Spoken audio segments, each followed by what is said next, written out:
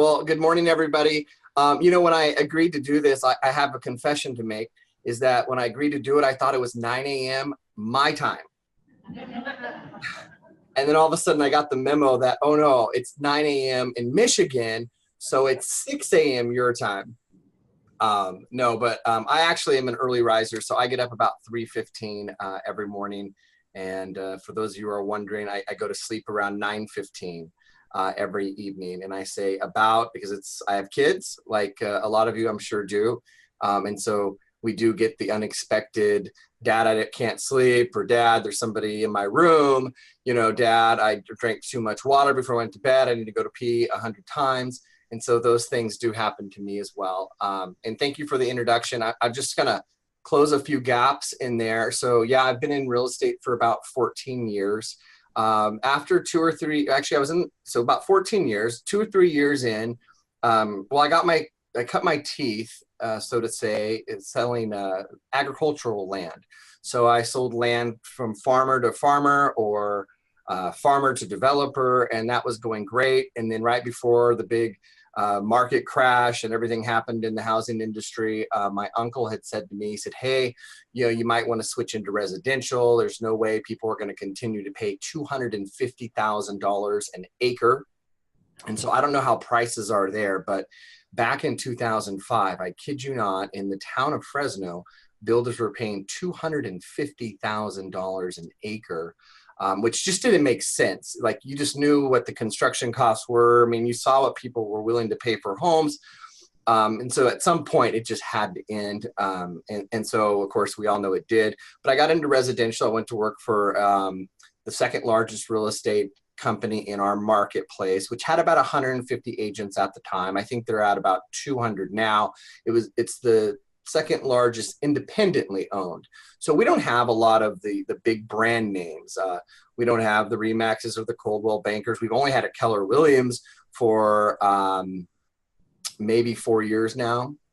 And some of the smaller or the bigger brands that you would be familiar with are really small offices, 20 people, 20 agents. But we do have 4,000 agents total. So a lot of different independents in our marketplace. So anyway, I went to work for the second largest one at the time.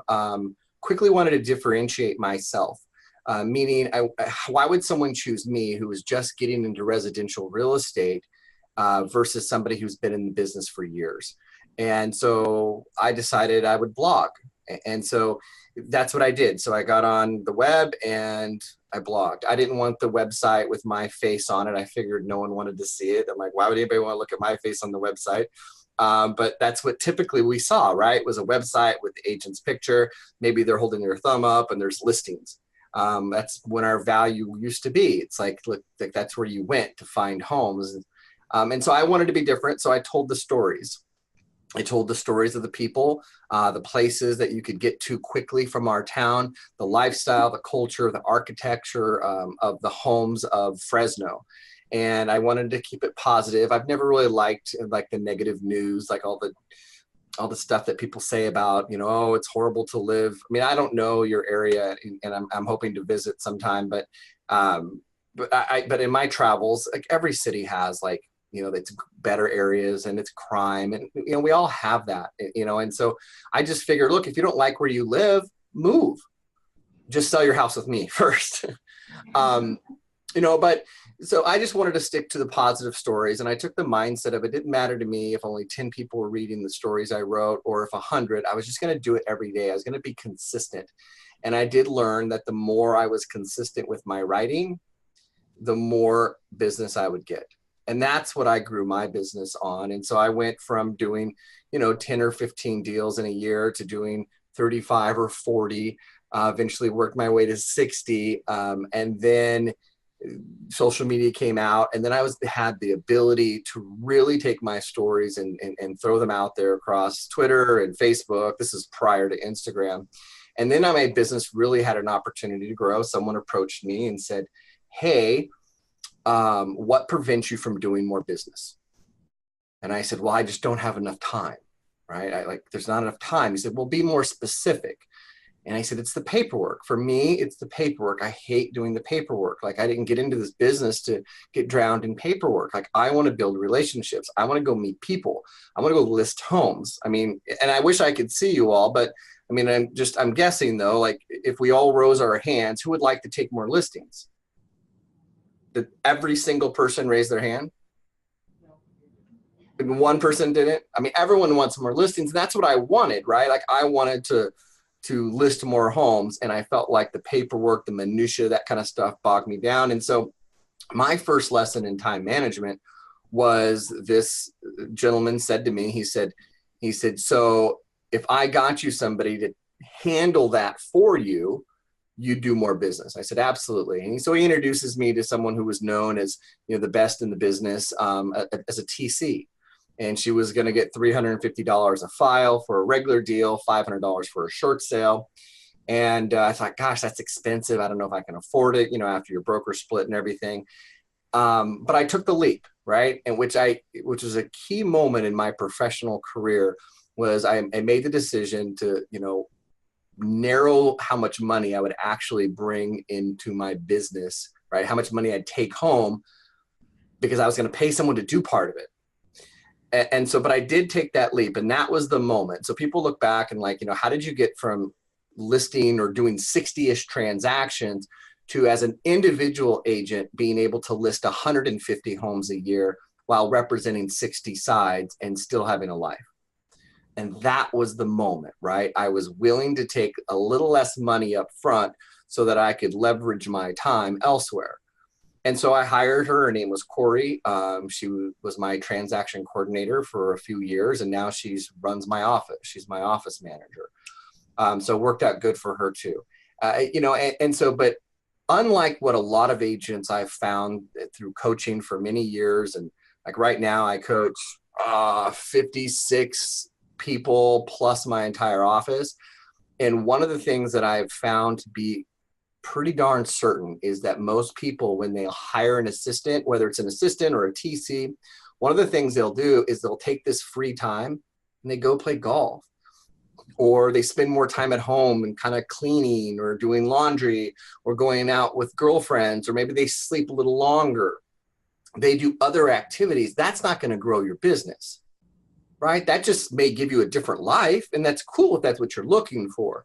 But if you're wanting to grow your business, right? If you're wanting to make more money, then we have to take all that free time that we just got ourselves by hiring somebody. We have to use that free time to go out and prospect, right? To go out and actually do activities that are going to get us, you know, more buyers or more listings, you know, whatever it is we've decided that we want to do to grow our business. And so I was very clear about that. Like, I'm not going to spend $350 a file or $500 on a short sale. I'm not going to do that, right? Unless I'm going to get the return. And how am I going to get the return? I'm going to use that time that I saved to grow my business. So I did that. I was with that company at the time. They didn't like the fact that I was blogging, putting things on video, sharing homes. This was a long time ago. This is when a lot of brokers thought the value in a realtor was just the information. Now I think we all can agree that our value is somewhere else, right? The value of, well, my time-saving lights just went off. Okay, sorry about that. We're in California. I don't know if you guys have that, but we have this, you know, these lights have to be controlled if you don't move enough. Our value now, right, is in the interpretation of data. It's the marketing of property. It's in negotiating. I mean, as realtors, our value is in a lot more places than just providing the information, because we all know now that, you know, people can get on their phones, right, and they can see how many bedrooms, how many bathrooms, what's the square footage, what's the list price. You know, they can see that on Zillow, Realtor.com, 100 other sites. Right. And so that's no longer where our value is. I remember, I don't know if you folks have this now, but, you know, we used to have phone banks, you know, where you'd sit there and you'd wait for the phone to ring and someone say, I'm outside of a house. There's a sign. How much is it? I mean, people don't do that. I mean, you know, every once in a while you get a call now, but for the most part, now people are standing outside because they found the home on a map on their app, on their phone, and they already know everything there is to know about the house. They may not know things about the neighborhood or why a home is listed for a certain amount of money. So our values in the interpretation of the data. But times have changed. So anyway, I went on my own for a few years. Things were great and fine. And I got an offer from the largest company in town to come over and start opening offices. They wanted to open offices catering to a younger generation. They wanted to do that on my shoulders because I was really big into social media. Um, and so I took their offer. It was, well, I didn't take their first offer, but you got to be a good negotiator. I think I took their third offer and went over there. And so they were an independently owned company of one, one company, one office, 450 agents at the time. Now I think they're at about 300.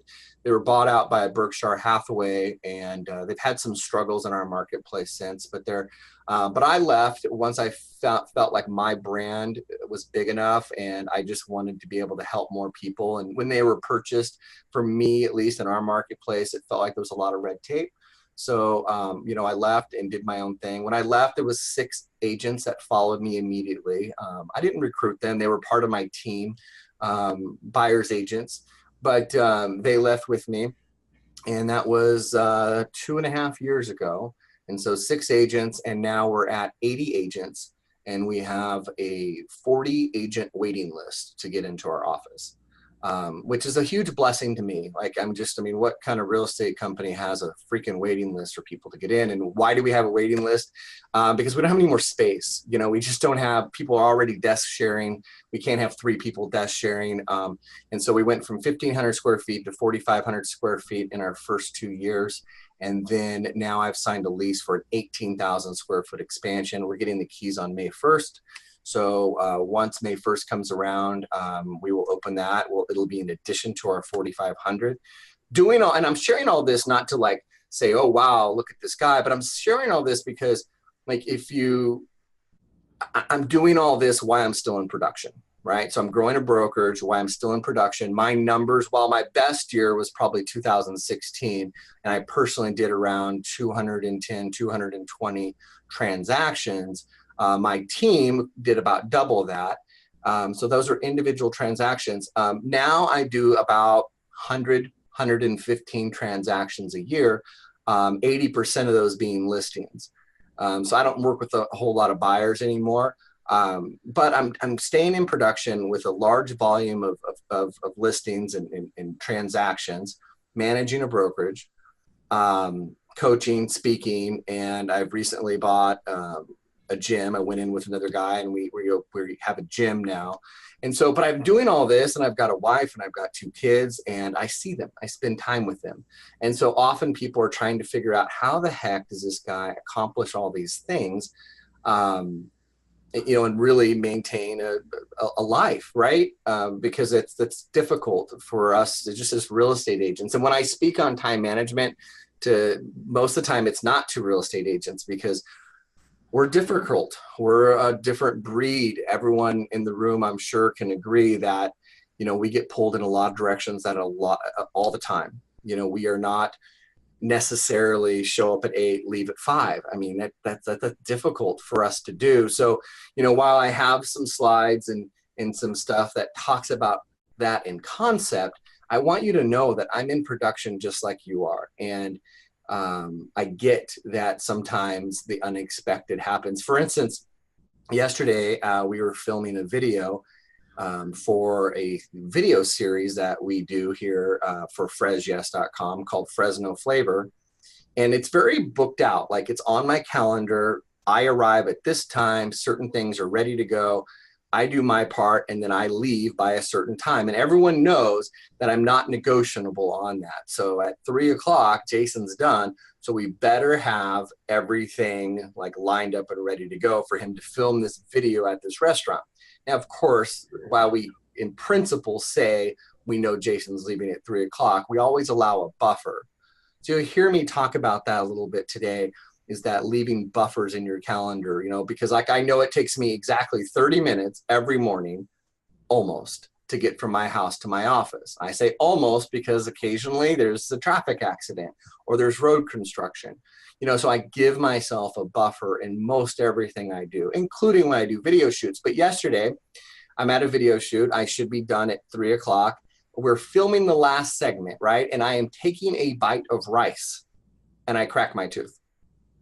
Like, it's just, like, I knew I had like a little hairline crack, and my dentist for like 4 years has been telling me we need to put a crown on this. And I'm just like, it's fine. Like, and I learned yesterday that, I should have listened to my dentist, because as I'm taking a bite live on film, like literally the tooth cracks. Like I literally feel it come off, and excruciating pain. Anybody who's had any dental work knows. And so we wrap up the shoot. I'm trying to play it off. It was super obvious that something happened. And we get me over to my dentist, and, she does her thing. And so we were actually panicking because at that point it was around 4 o'clock our time. It's 7 o'clock your time.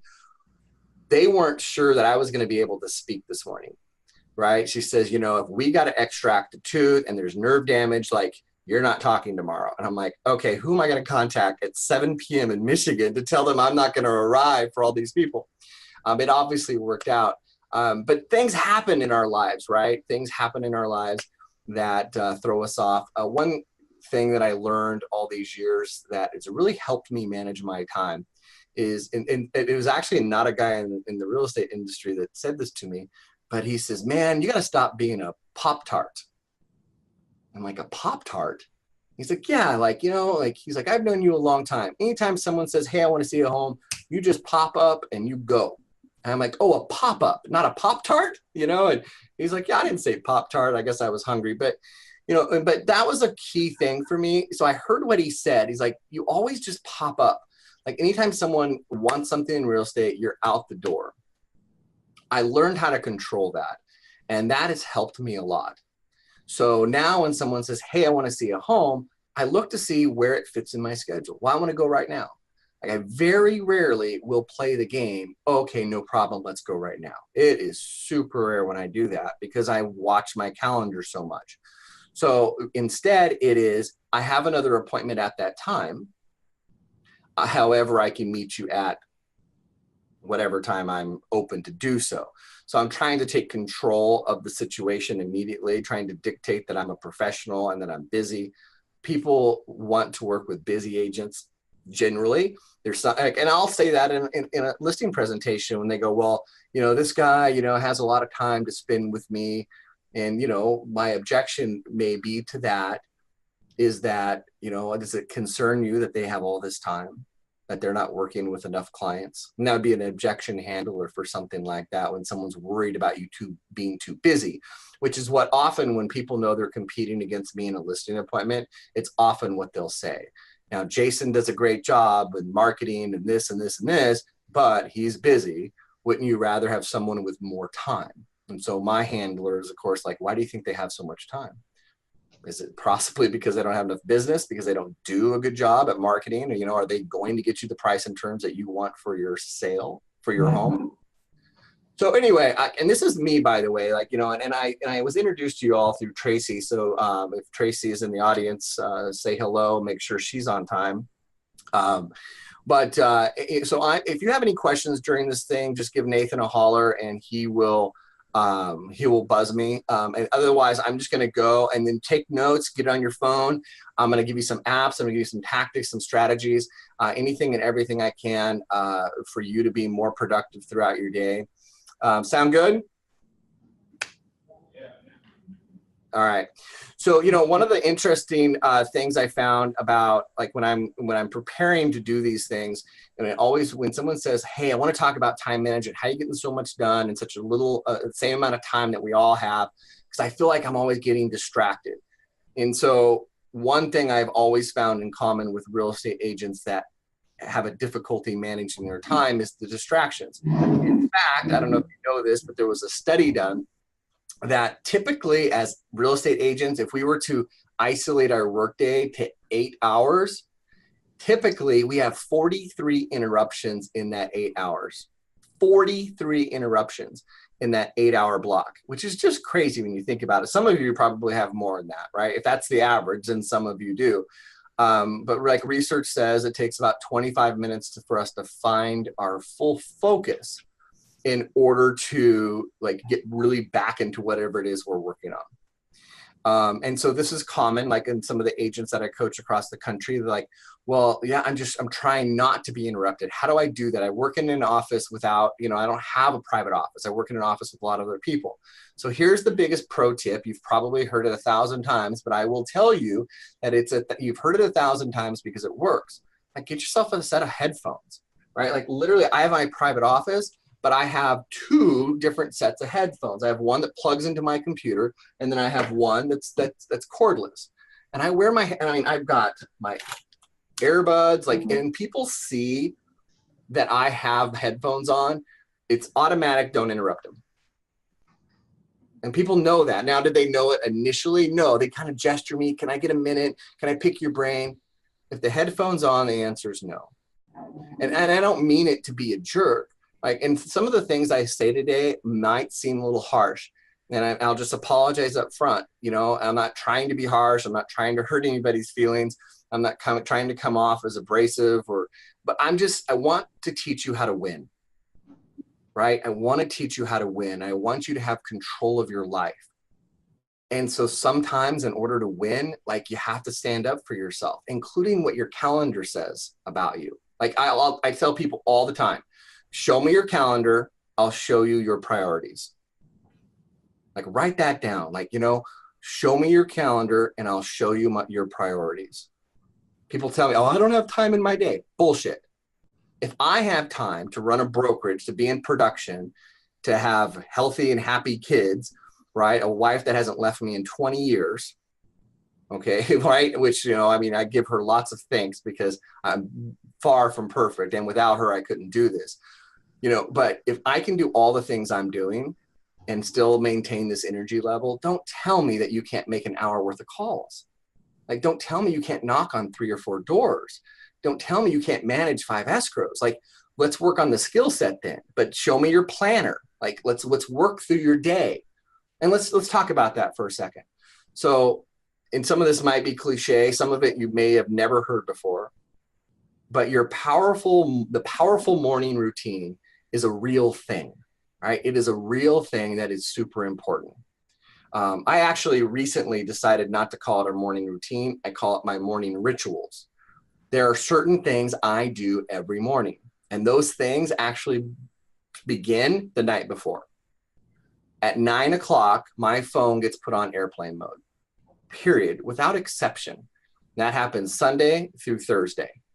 Okay, Sunday through Thursday, 9 o'clock, it's airplane mode. Anybody who's calling me after 9 o'clock can figure out how to reach me if there was some emergency or fire or something, right? If you can get through the whole do not disturb feature if you call more than once.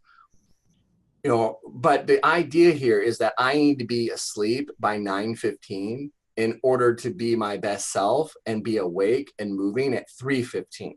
For me, I've realized that's how many hours I need. I need those 6 hours, right? So anything more, I don't need. Anything less really pretty much sets me up for failure the next day, right? But I'm having a glass of water. I'm going to sleep thinking about the next day, not as in the next day is a task for me, but the next day is an opportunity for me.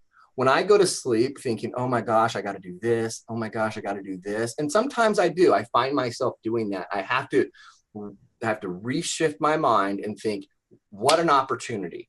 Like tomorrow, I'm going to crush this. Tomorrow, I'm going to dominate this. Tomorrow, I'm going to take 5 listings. Tomorrow, I'm going to do whatever, right? When I take that mindset, I can fall asleep easier. And then I wake up in that same state. I wake up with this, all right, let's go. Like the sooner I can crush these things, the sooner I'm done. Let's do it. So the perfect, day begins the night before. Then I wake up at 3:15. Every morning, the same thing happens. I get up, I put my 2 feet on the ground, just like everybody else, right? I have a sip of water. I stretch, I grab my bag, I pack it, right? Then I go downstairs. I brush my teeth. I use the restroom. I wash my face. I have a cup of coffee. And then I pull out my journal. right? And so we'll talk about planners later, but just in case we don't get the time to, like having a planner, like a focus planner is the one that I'm currently using. But there's a lot of great planners out there. And so, but having something in that planner, and this is a really big key. So if you're going to write down only a few things this morning, please write this down. I prioritize the top 5 things, 3 to 5 things that must be done that day. What are the 3 to 5 things that I must get done? No matter how difficult or easy they are, what are the absolute things I got to do? Now, when I have that list in front of me, for sake of us talking here, let's say it's 3 things. When I look at those 3 things, I don't just say, okay, these are the things, and then close the book. I say, these are the things, and then I look to see if they're in alignment with what I said my goals were for the quarter, for the year. If my goal was to do X, are these top 3 things that I'm going to do today something that's going to get me to the goal? If they're not, then I question why the heck I'm calling them a priority. They may be something I need to get done, but are they really a priority? If I've got a goal to list X amount of homes and there's nowhere on my list of priorities, is there any business building activity, meaning there's no appointment setting opportunity, then am I really trying to get to where I said I wanted to go? But because there's something magical, and I heard this from a mentor of mine named Sharon a couple of years ago, and I heard it and I just didn't take action on it. And then I heard it again and I didn't take action. Eventually I heard him say it enough times that I said, okay, if he's so successful and it's working for him, who am I to question? So I want to be successful. I want to have more control of my calendar and my life and my business. So why don't I do those same things? So I did. And so what I did is I looked at my goals every day. So part of my ritual, my morning ritual, along with brushing the teeth and getting dressed and packing my bags and having my coffee, is I pull out my book and I look at my priorities and make sure they're in line with my goals. I revisit my goals every day. There's something magical, and I really don't know how to explain it, but there's something magical about revisiting what you said you wanted every day. There's a system, a process, it's called the reticular activating system. I doubt that we'll get the chance to talk about it today, but look this up, okay? Look up RAS, or reticular activating system. It's something that I use often. It helps me keep focused throughout the day, and I feel like it helps bring me those things that I want into my life closer to me. So that's my morning ritual, right? And then I drive to the gym. I go to the gym. My mother, right? Like, I wish I could see you all, but like, if you're a mom, raise your hand, right? If moms are always right, raise your hand. So whoever didn't raise their first hand, now everybody has their hands right? My mom, like through my college years and late high school, my dad passed away. And so I really was raised by a single mom, hardworking mom. She had 2 jobs, amazing woman. But, and she has these things that she says over the course of my life, but that, we joke about all the time. But one of the things that she said that I really wish I would have heard her sooner. I mean, I heard her say it, but I didn't take action. I didn't listen to what she said. She said, Jason, your life is better when you go to the gym. Like anytime I was having breakdowns, whether I was breaking up with a girlfriend or maybe I was struggling with my weight, like, or didn't have enough money to pay my bills, like issues with my friends, like whatever was going on in my life that wasn't good, I shared a lot with my mom. We were close, right? I mean, I didn't have the dad. And so we were close, and she'd always say that. She's like, you know what? Go to the gym. I'm like, why, Mom? Like, I'm fine. I don't need to go to the gym. Because your life is better when you go at the gym. And so I hear her say that, but I just didn't take action on it forever. So look, if you go to the gym consistently, you know the benefits of going to the gym. I found, the gym again for the last time a couple of years ago. If you know some of my backstory, you'll know that in 2017, I lost 135 pounds. I did it over 11th month period. I didn't have, not that there's anything wrong. Some people do need surgery, but I didn't do it with surgery or fad diets or anything like that. I just did it by changing my morning routine. I used to get up at 7:30, 8 o'clock, and just kind of without purpose and just kind of meandered through my day and eventually got to the office. And I changed that. I changed that by getting up early, listening to this. We have a 5 a.m. call. You would have it too there. It's hosted by a different group of people. But if you're interested in checking out the 5 a.m. club, there's one on the East Coast, there's one on the West Coast. If you listen to the West Coast, then you're listening to it at 8 o'clock. I don't know if it serves the same purpose, but the idea is to kind of get your mind right in like a 5 or 6 minute period of time. On the East Coast, it's hosted by my friends Tom Toole and Byron Lazine.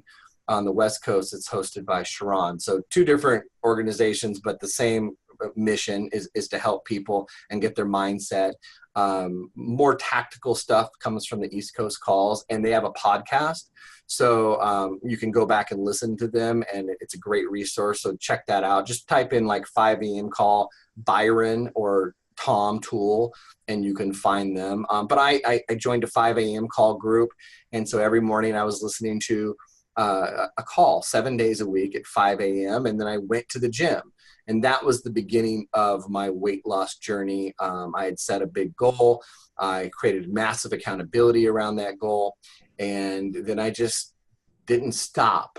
And so I lost a ton of weight. There was an additional goal to set listings. Would anybody in the room like to learn, by the way, I'll make sure we get this in by the end of the day, how to list 150 homes? Did some hands go up? Yeah. So like we'll get that in there because it's part of this thing we're supposed to talk about today is building your business, and so we'll make sure to include that. So we were on distractions, but before we talk about calendar or anything, and I think it goes along with setting this goal, right? The goal of losing weight and how to lose 135 pounds and how important fitness is in your life, right? That was part of my morning routine. Is just to be really clear about what you want, right? So when we talk about managing our time and being able to get a lot of things done in a day, we have to have real clarity about what we want. Like, it's so cliche to say what your why is these days, but it's cliche. A lot of people say it, but it's important, and it's not like, oh, I want to do it for my kids. Like, be more specific. You got to be more specific. You're going to keep food in your kids' bellies. We get that. Like, be more specific. Well, what do you really want for your kids? Well, I want for me, like my daughter, I want her to be able to go to any college that she wants. If she wants to go to college. If she doesn't want to go to college, her and I can talk about that but if she wants to go and she puts in the work and she has the good grades and she decides she wants to go to Fordham, or Stanford, like, I want to be able to write that check. Like my mom, I think the world of her. Like, I had an opportunity to go to a college out of state on a partial scholarship, but a partial scholarship wasn't enough, and so she couldn't afford to send me to the college I wanted to go to. And there's no way I was going to have a part-time job that was going to make enough money to make up the difference. It just wasn't feasible, at least not at the time, and so like I went to Fresno State, and I don't regret it at all. It was a great college, great experience. I learned a lot. But I want that for my kids, right? So my why is, I want to be able to provide for my kids. If my daughter says, Dad, I want to go to Stanford, I don't want to have to tell her she can't do that because I can't afford it. And so that's it for me. And I write this reminder on my mirror in my bathroom. I've got external reminders. Like I wear these little wristbands. I change them all the time. So there's kind of a little takeaway there. External reminders, right? So I've got one in my car. I've got Post-its randomly throughout my house. You open up my sock drawer, and you might find a Post-it in there that reminds me of why I do this every day, because I'm human, right? I'm no different than any of you, right? Like, I get tired. Like, I don't, as much as I've been getting up at 3:15 now for a year and a half. Before then it was 5 o'clock. But like I get tired. There's days I don't want to get up. There's days I want to sleep in.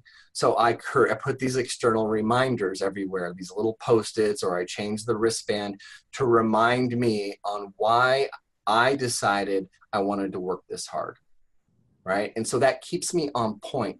A lot of this whole thing about getting a lot done throughout your day isn't about like, I mean, a lot of it is mindset. I mean, it really is, but it's the eliminating of the things that don't matter. You heard me earlier talk about like looking at your 3 to 5 things and saying, are they in line with the goal? There's so much in our life that we can just like eliminate, like they're distractions. They're just distractions. If you take an app, like here's one of the apps that I offer you. There's an app called Toggl, Toggl, Toggl. There's a couple others too. Rescue Time is one that a lot of people use. I use both, like whichever works best for you. I think Rescue Time is probably a little more up to date and visually appealing, like the UI is a little better. But what it'll do is it tracks your day, right? Like, what are you doing, right? Are you on Facebook for an hour? Are you on Instagram? Are you on YouTube? And if you are dedicated enough to tell it what you're doing throughout each day for a couple weeks, you will learn a lot about yourself. And I mean, it is an eye-opening experience, and I will do it twice a year. Twice a year, I will be disciplined enough to track everything I do from the morning to the evening, so I can look for opportunities to eliminate distractions. I mean, Friends reruns are funny, but are they going to get me to where I want to be? Are they going to help me be more fit, have more vitality? No, they're not. Right. And I'm not saying to you, like, don't have fun in your life. Like, I'm absolutely, like, I go to baseball games, like I do some fun things. Right. But I do them when I schedule them, and I schedule my calendar once a week. And so let's talk a little bit about that. Right. Matter of fact, let me share. I'm not a big slide person, but I always like to have them just because sometimes that's where your conversation goes. But let me share with you really quick my screen. First, I want to share you this. So a lady I coach is having some issues with, getting privacy, and she manages an office and she's in production, and she's distracted a lot, right? People coming to her. I tell managers that I coach a lot, I say, don't be people's Google. Don't be people's Alexa, right? Like, people need to learn how to research things on their own. It's on your phone, right? Like, it's GSD, it's Google, or GST, like, it's Google, or GTS, Google that shit. Like, got to encourage people to do the research on their own. If you're going to be their Alexa, you are never going to get anything done. But anyway, one of the things I told her outside of headsets, because she does have a private office, is to put a sign on her desk, on her door. Can you guys see this little? Yeah. And so she made it kind of cute. It says, stop, do not disturb unless there's a fire. Tuesdays, Thursdays, and Fridays, 11:30 to 1. Right? I didn't like that she gave them the option of messaging her on Slack. I wasn't a big fan of that.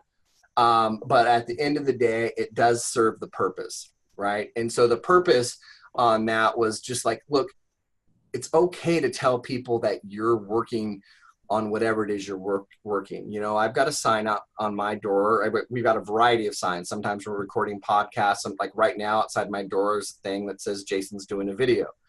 But there's other signs that say I'm prospecting. I want people to know that I don't just preach, I'm actually doing it as well. And so when that sign goes up on prospecting, like I have my headphones on and I'm making calls, just like y'all should be making calls from time to time. All right, so let me share this. Oh my God, this stupid light thing. Sorry. Usually I have like 2 assistants who work in my office with me. So this is kind of new to me that it's this early in the morning and no one's here. All right, let me share this other screen with you. All right, you see that? Yeah, we got that. All right, so I'm not, like I said, I'm not like the big fancy slide guy, but I did put a little something together for you so that you could see. I said this to you earlier, you show me your calendar and I'll show you your priorities. That's the first thing. When someone says, well, I don't have time, I'm like, show me your calendar. What do you mean my calendar? Like a lot of people just don't even have calendars. And so I carry two types of calendars. Like people should know this. Like there's two types of calendars that I carry.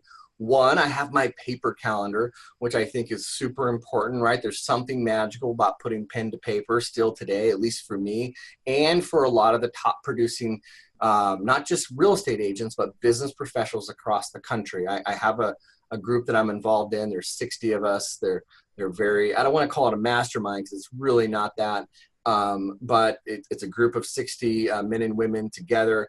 These are people that own planes, own multiple businesses. And one of the things that I think it's about 42 of them, 43 of them they have two calendars. They have their paper calendar, like their planner, their journal that they carry around all the time. And then they have their digital one. All of us had their digital one, by the way. And so we talk about architect your ideal week. Okay. So I'm going to run through these really quick because I find them a little boring, but step one, architect your ideal week, theme each day, right? And so these are things I do, by the way. So, you know, and matter of fact, Nathan, I'll send these slides to you so you can share them with everyone after the presentation. But I theme each day, right? So critical task, meeting days. I don't like to have meetings on multiple days. I try to isolate my meetings to one day. My coaching clients, like Tuesdays, you know, I'm coaching from 7 a.m. my time till about 2 o'clock in the afternoon my time, and then a brief period of time on Fridays. Recording days, meaning I do a lot of video, audio podcasts. Like I'll isolate those days. I don't just do an audio one day and then an audio another day. Writing days, strategy days. Like I'll have a theme for the day, like appointment day. If I'm, you know, like I will do that. I time block. I know that is very cliche when we talk about time blocking, but you have to understand, like, it's super important. If I gave each of you only 2 windows of opportunity a day, 30 minutes in the morning, 30 minutes in the afternoon, and I said to you, look, this is your job. I'm going to pay you, but you have to do your job. And your job means that you only can be in your email for 30 minutes in the morning and 30 minutes in the evening. You would kick butt during those 2 30-minute sessions because you would not be allowed to touch your email at any other given time. Can we all agree that you'd be super productive with those 2 30-minute blocks if that's the only opportunity you had to ever get into your email? It creates a sense of urgency when you don't just time block, but you actually mean it. Like you can't just say we're time blocking, you actually have to time block. And so and I set alarms, by the way.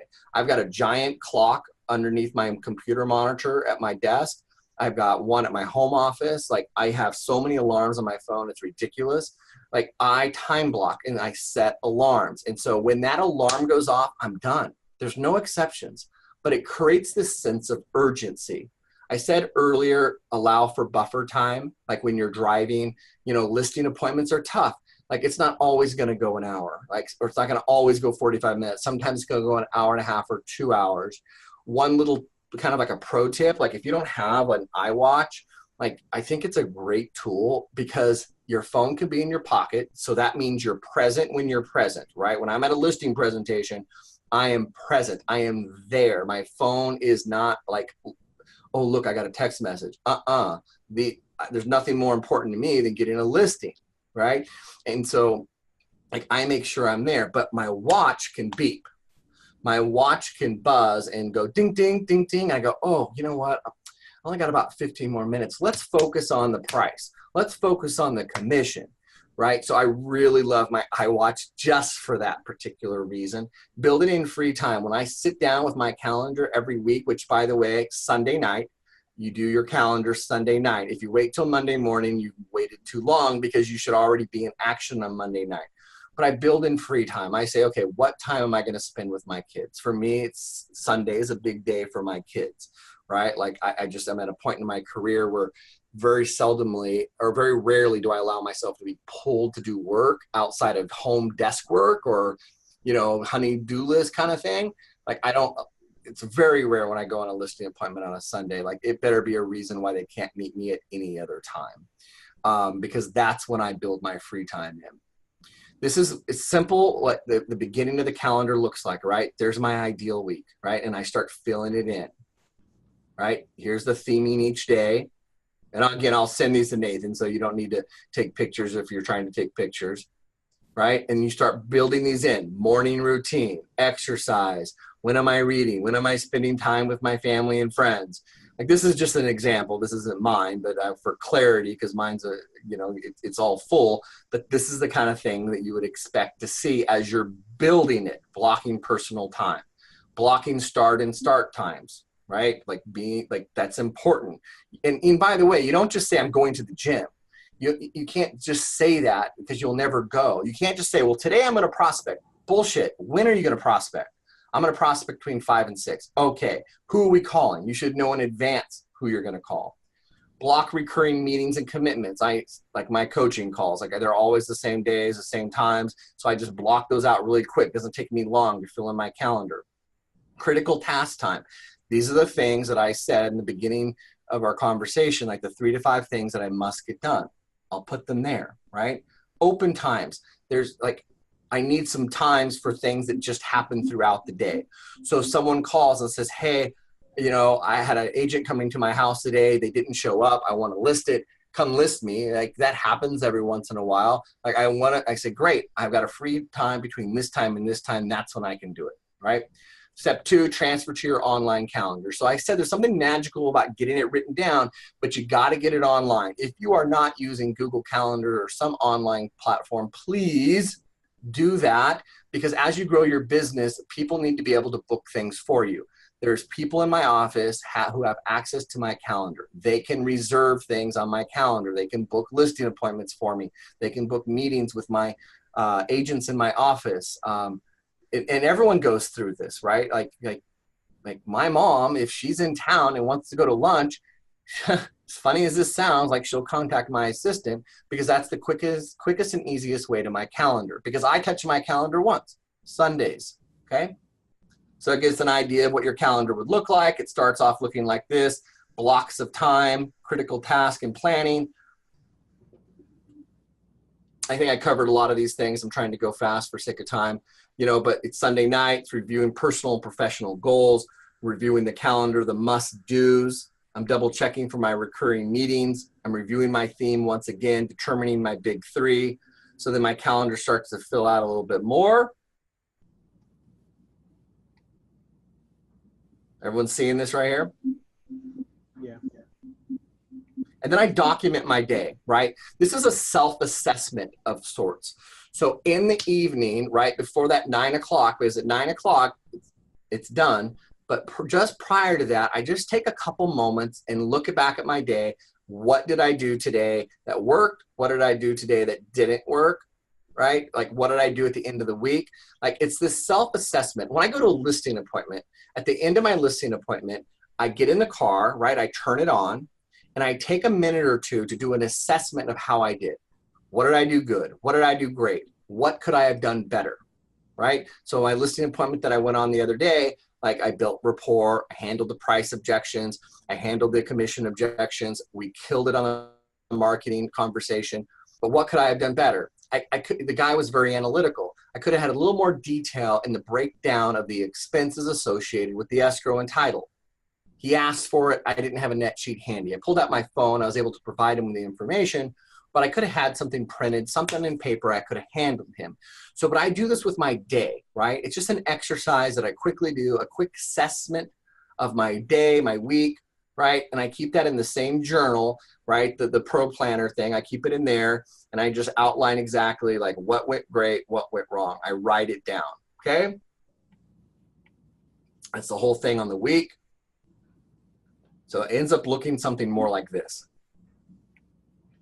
All right, pick your planner. Here's the 3 that I've bounced back and forth with. If you're not using one, the Full Focus Planner, Best Self, and Project Evo. I don't know much about Project Evo. I just played with it a bit. I know some people are really into that one. So you can check that out. I personally use the Full Focus Planner. Just because it works for me, and I figure if it works, like, why break it? And then let me stop screen sharing there. All right. So I think I'm supposed to keep this under an hour, but so I'm open to questions, or, I can just keep rocking. I promised you like how to list 150 homes. I can hit that really quick, Nathan, if you want. Yeah, great. All right. All right. So here is my gift to you. And I promise you, this is a winning formula. Okay. This is a winning formula, but you have to do all 3 steps. But that's the thing, right? There's only 3 steps. It's super easy. Okay. If you have a listing, if you take a listing, it's a little easier than if you don't have the listing, but it's absolutely doable if you don't have a listing today. Let's cover that first. And this comes a lesson from my uncle, right? My uncle was kind of the male figure since my dad had passed. And so one of the things he said to me when I transitioned from ag land to residential real estate is he said this. I said, where am I going to get the business from? He's like, well, where'd you get your ag business from? I said, well, I went to the McDonald's and I drank hot coffee and started meeting people. He said, so you went where the people are? I said, yeah, I went where my farmers were. He said, okay. He said, well, if you're going to get a residential listing, you should go where they are. And I'm like, well, where are they? He says, well, they're in their homes. And he kind of laughed. And I said, well, what do you mean? And he pulls over in his Toyota truck and in this typical neighborhood. He says, here's what I would do. I'd walk up to that house right there. I'd have a stack of business cards in my pocket, and I wouldn't try to sell them. I'd just introduce myself as the local area expert. I said, okay, tell me more. And he says, so essentially it ended up being this. Hey, this is Jason with Fresh Realty. I don't want to take up much of your time, but I did want to introduce myself today as your local real estate expert. So if you ever have a need in buying or selling, have any questions at all, here's my name and number. Have a great day. That's it. So if you don't have a listing, that's what you do, right? You go to the first house, you knock on the door. You don't sit there and go, oh, and by the way, do you have thoughts of selling? Like, that's a little early to be asking if they have thoughts of selling. They don't even know if they like you yet, let alone trust you. It's like, seeing the pretty girl at Starbucks and walking up and saying, will you marry me? Like, what? Right? And so we have to get them to like us before they can trust us. And we're not getting their business until they trust us. So at this point, it's just a simple introduction. If we want to get paid, right, like we have a job, then we have to act as if we do, right? We got to put in the work. And so it's just, and I know it's uncomfortable, but let me tell everyone, nowhere in the history of the United States has there ever been a report where a door came off of a house and attacked a person. Those of you that are afraid to make phone calls, let me remind you that never has there ever been a case where the phone has literally attacked the face. Like it's okay to make a call. It's okay to door knock. So you're going to walk up, you're going to introduce yourself, and then you go to the next door. And then you go to the next door. And by the way, this isn't just concept. This is principle. This is what I do, right? This is how I built my business. The agents that I coach that are following this plan are now listing over 100 homes a year. And this is all they do, okay? And so you go to the next house. Hi, this is Jason Ferris with Fresh Realty. I don't want to take up too much of your time. I just simply wanted to introduce myself as a realtor that works in your neighborhood. If you have any thoughts, any questions at all about selling or buying a property, I want you to have my information. Here it is. Thank you very much. And then you go to the next one. You do it, right, for 4 hours, and then you have a bite to eat. And then you do it for another 4 hours. And then you go back the next day. Soon you will find that people start calling you and say, I do have a question. My neighbor sold their house for $350,000, and I just really don't understand how they got that much money for that home because mine's much nicer, and I think mine's only worth $300,000. Those calls will happen. So that's how you get the listing, okay? So that's kind of a side note. But let's assume that you have the one listing. Here's the 3-step process. Process number 1, or step number 1.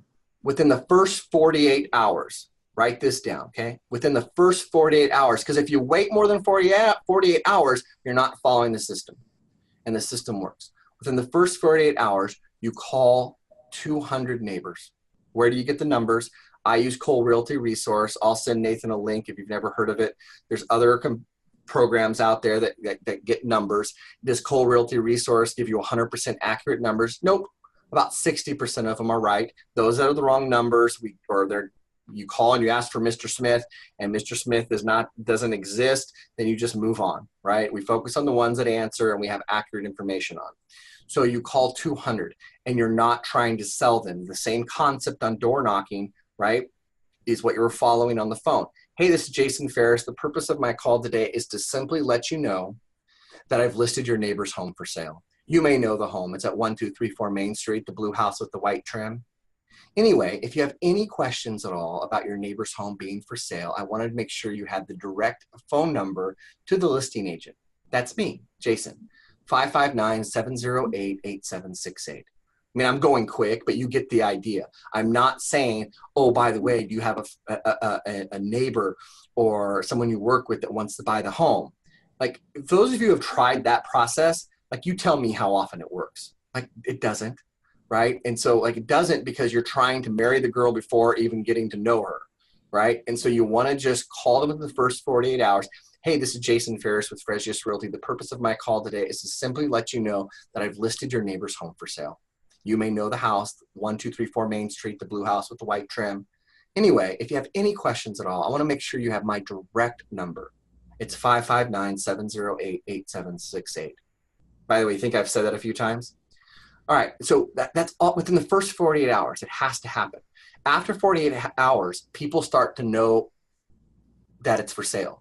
They've seen the sign, they've seen the Zillow pre-listing campaign that the agent that you're doing, the neighbors have talked, they're walking to the mailbox, they bump into somebody else.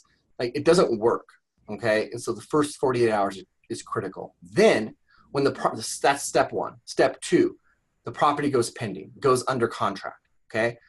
Now look, if it takes you 100 days to get the property under contract, then you and I probably need to have a pricing conversation. But if the property goes under market, like under contract within the first 30 days, ideally sooner, right, then you're making the call, right? You're calling these same people and you're saying, hey, this is Jason Ferris with Frezius Realty. I spoke to you about 7 days ago. I'm the agent that listed your neighbor's home. I have great news and I wanted to share with you first. Your neighbor's home is now under contract. Now, when I say that, I pause. About 80% of the time, their response will be, oh, wow, what price did they get? The response is this. Unfortunately, I can't tell you what the price they're under contract is just yet, but let me make a promise to you today that you'll be one of the very first people I call the day it closes. How does that sound? Would you like to know first how much money your neighbor actually got for their house? The answer is 100% of the time, yes, I want that call. I'd love to know first. Awesome. Well, then I will be calling you as soon as it closes. And again, I'm not trying to sell them. I'm not asking them for business at this point. Now, if they come to you and say, you know, hey, that went really quick. I'd be interested in having you over and tell me what my home's worth, then by all means, set the appointment. And it will happen. Okay, but that's not the purpose of the call. The purpose of the call is to provide value. Always give more value to people than you take, okay? Winning solution. All right, so that's what we've done. So our first call is information. Our second call is an update with a promise. And then our third step, this is the money, right? The third step is we keep our promise. The third step is our call when it closes. Again, you cannot wait more than 48 hours, right? Or they've already know. So like the sooner you can make this call, the better. So, hey, this is Jason Ferris. I spoke to you about 30 days ago. I'm the agent that listed your neighbor's home and got it under contract in 7 days. Oh yeah, Jason, how are you? I'm doing great. Hey, I made a promise to you and I want to make sure I keep it. So here it is. Your neighbor's home sold for $350,000. And then you be quiet, right? You be quiet. You don't say anything. You create that awkward moment of silence and you wait for their response, right? Very key. You will hear, if you listen with intent, you will hear them go, oh, some type of gasp, right? If it's a good gasp, as been, wow, that's impressive, that much money for their home, then you should know what to say for next, right? Go into some type of script about, you know, what do you think your house would be worth knowing that they're sold for $350, right? You're going to work something along those lines. If they're like, you know, geez, doesn't sound like enough, well, why do you say that, right? They'll show you how much they're paying attention to the marketplace. But that's where the business comes from. That reaction will get you the business. And it's a simple process. So look, when you take one listing, this is what you do. You call, give information. You call, give the follow-up, make the promise. And the third call, you're fulfilling your promise. You're keeping your promise. By then, people are going to like you. People will almost, I find more times than not, people have saved my number in their phone. So when I call on that third time, because I haven't sold them, when I call them that third time, they will actually say, hey, Jason, did it sell? And I know that the process is working when they do that, and it happens more times than not. So then every listing you take, because this process, when you do it 200 times, you will take additional listings in that neighborhood. So now you're calling the same person more than the 3 times. So now you're saying, hey, Bob, I know this is the 3rd time I've called you this month, but I've just listed another one of your neighbor's home for sale. He's like, you got to be kidding me. You are obviously the agent to go to in our market. Well, you bet I am. Right? And that's what starts it. Like, that's where all of a sudden you take 1 listing, it's 3, it's 5, it's 10 in a week. And yes, you can take 10 in a week. How do you manage the files? Well, you hire someone to do it. Right? So there's my gift to you on how to take listings. I hope you took notes on that part. Any questions? I don't see any. Oh, looks like we have one. Courtney's gonna run over and grab the microphone.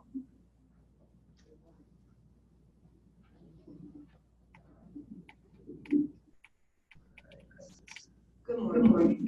Good morning. And my question is, what is the best time of day door knock?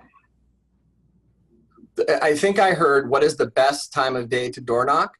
Yeah. Okay. Awesome. Okay. Well, and that's a really good question. Like, and I have agents, right, who said, gosh, I just door knocked for 2 hours, and they're door knocking from 9 to 11. And I'll say, I said, so did you see any cars in the driveway? Well, no. So let me guess, no one was home. No.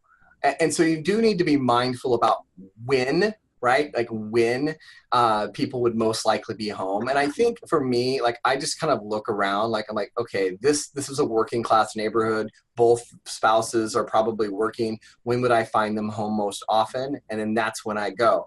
If I'm limited to go during the weekdays because of whatever commitments I've made on the weekend, then I would go like between 6 and 7.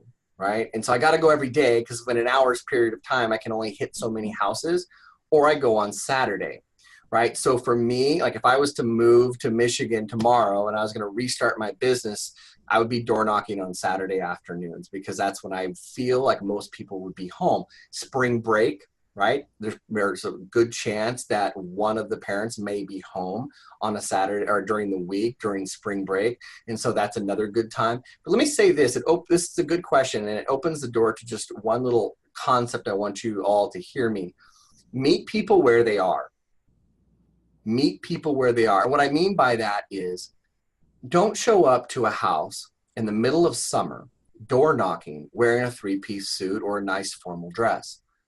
Like, you're making them feel uncomfortable in their own home because they're standing there in a t-shirt and shorts and sandals, right? Like, I don't show up to a listing, a presentation on a Saturday wearing a sports coat and slacks, like, because I know my seller's not going to be wearing that, right? And so I try to be mindful about who it is I'm meeting. What am I, and because I want to meet them where they are. I want to feel like one of them. I want to be their buddy.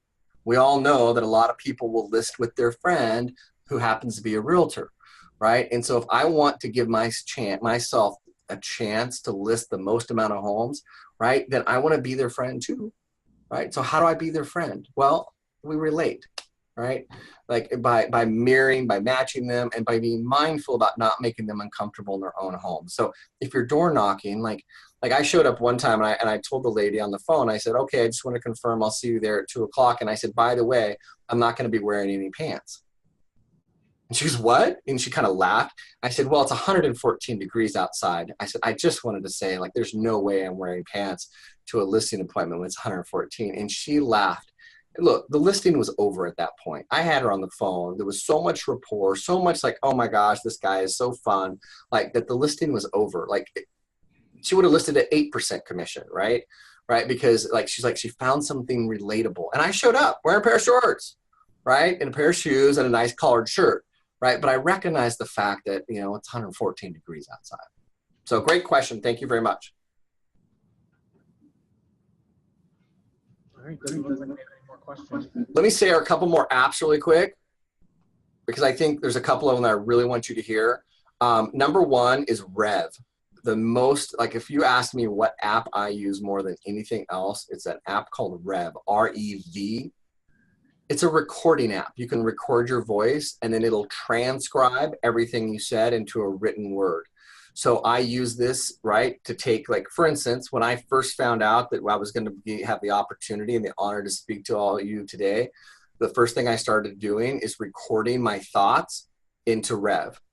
And then eventually I hit transcribe and it gave me all my thoughts in written form. So from that point, I can manipulate them and kind of put down really what I wanted to talk about in the limited amount of time I had to talk. I use it for blog posts. I use it for messages to get to my assistants. I'll use it for showing notes like, hey, you know, I've talked to 5, you know, like for instance, I used it the other day. I use it multiple times throughout the day, but a good example for real estate, everyday real estate is I called all the agents that showed my property over the weekend, you know, and I got critical feedback, by the way. I don't mean like, oh, what did your client think about the house? That's a BS question. The real question is, what prevented your client from writing a full price offer? What prevented your client from writing a full price offer? Right? Because I want to know if their client didn't write a full price offer because the 1 bedroom was painted blue. I want to know that because I'll bring some freaking paintbrushes out to the house, right? And so I'm asking critical questions, right? And then so I took all the answers and I opened Rev and said, feedback, feedback, feedback. And I gave all the feedback and then I just emailed it to my client, right? So it saved me time. I was able to do that at a stoplight, you know, 1 stoplight, left 2 feedbacks, next stoplight, leave 2 feedbacks. And that's how I roll throughout my day because I've got big goals, right? Huge, big goals. And so how am I going to get there? Like, I'm going to make sure that I make the best use of my time by eliminating distractions and using that free time that I'm sitting there doing nothing, like to be laser focused on what it is I want. So Rev, I use a lot. I also use something called Hit 'em Up, HIT space EM space UP, Hit 'em Up. And so it allows you to message groups of people. So I can have a group of real estate agents like in my office. So I've got all their names and phone numbers in it. And so I can select them as a group, type in the text message and send it all to them. But it doesn't send all to them like the same message. It allows me to customize it if I want. So I can tell them all to have an amazing day. And then I hit send and it'll say, okay, sending to Amanda. Any edits? And I say, no, send. Send it to Brian. Yes, edit. Thinking of you and your mom. Maybe his mom's ill. Right? It gives me one opportunity to do a customization. So I do this, I put all my sellers in there, all my buyers, my past clients, and I have multiple groups. And so I can message all my, you know, past sellers in one swoop. Hey, think it's Monday. And by the way, I don't message my past sellers, say happy Easter, right? I message them and say, it's Monday. I hope you have an amazing week, thinking of you. Right? I do it when they least expect it, not when everybody else is telling them to set their clocks back for fall. Okay. But hit them up. Sly Broadcast. While I'm more of a fan of personalization, I believe there's a lot of value in the inefficiencies. Sometimes you use a program like Sly Broadcast to reach the most amount of people in the least amount of time.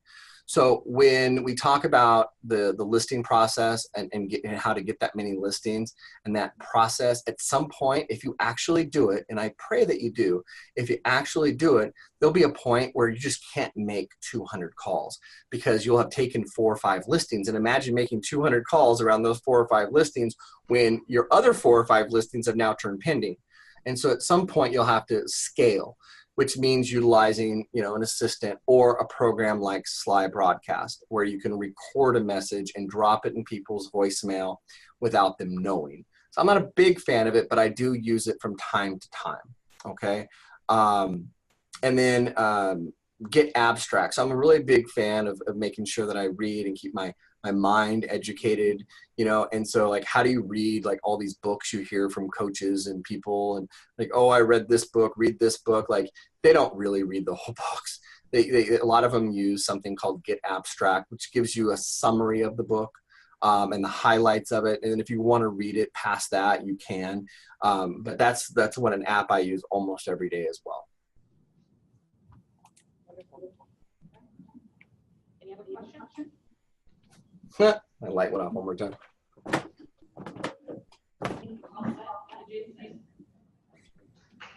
Ross, thank you.